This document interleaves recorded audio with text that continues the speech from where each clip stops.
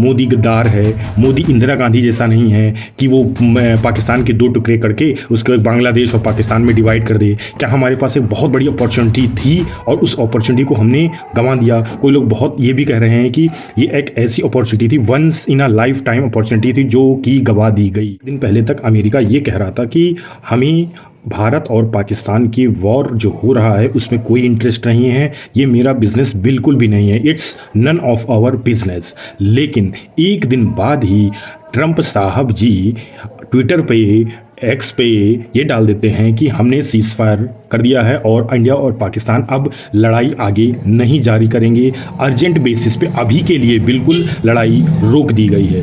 अब ये क्यों हुआ? जो लड़ाई हिंदुस्तान और पाकिस्तान के बीच में हो रही थी उसमें ट्रंप कहाँ से बीच में आ गए? क्यों आ गए? अभी तक तो नहीं आए थे, एकदम से ऐसा क्या हो गया? क्या पाकिस्तान न्यूक्लियर पावर का इस्तेमाल करने जा रहा था? क्योंकि एक दिन पहले ही मीटिंग हुई थी, इमरजेंसी मीटिंग पाकिस्तान में न्यूक्लियर से रिलेटेड हुई थी। क्योंकि ये सारी चीज़ें ट्रैक होती रहती हैं कि कोई मतलब एक सैटेलाइट से सब कुछ ट्रैक होता रहता है कि कोई ऐसी कंट्री तो नहीं है जो न्यूक्लियर पावर का इस्तेमाल करने जा रही हो किसी भी देश के खिलाफ। ये सब चीज़ें ट्रैक होती रहती हैं, लाइव ट्रैक होती हैं ये सब चीज़ें। एंड अभी तक ये भी हिंदुस्तान का स्टैंड ये भी था कि कश्मीर की किसी भी मुद्दे से रिलेटेड कोई भी देश मतलब कोई भी थर्ड पार्टी का हम इंटरवेंशन बिल्कुल नहीं चाहते हैं। तो ये इंटरवेंशन ये भी ट्रंप के द्वारा इसके बारे में भी बोला गया। तो इंडिया का क्या स्टैंड है? क्योंकि इसके बारे में, सीज फायर के बारे में इंडिया ने कुछ नहीं बोला, डायरेक्टली कुछ भी नहीं बोला, नरेंद्र मोदी ने कुछ नहीं बोला, पाकिस्तान में जो ट्वीट किया गया वहाँ से भी सीज फायर का वर्ड नहीं लिखा गया।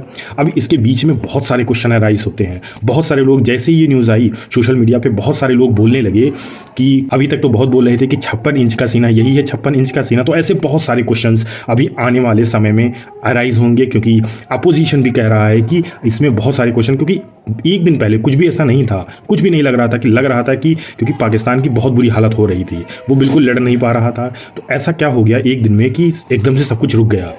तो ये जानने के लिए सत्र बुलाने की भी मांग की गई है राहुल गांधी और अपोजिशन पार्टी के द्वारा। तो देखते हैं आने वाले समय में क्या होता है और क्या नहीं होता है।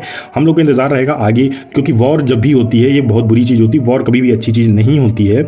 अगर ये रुक गई है लेकिन आतंकवाद कैसे रुकेगा ये भी बहुत बड़ा प्रश्न रहेगा। आपको क्या लगता है?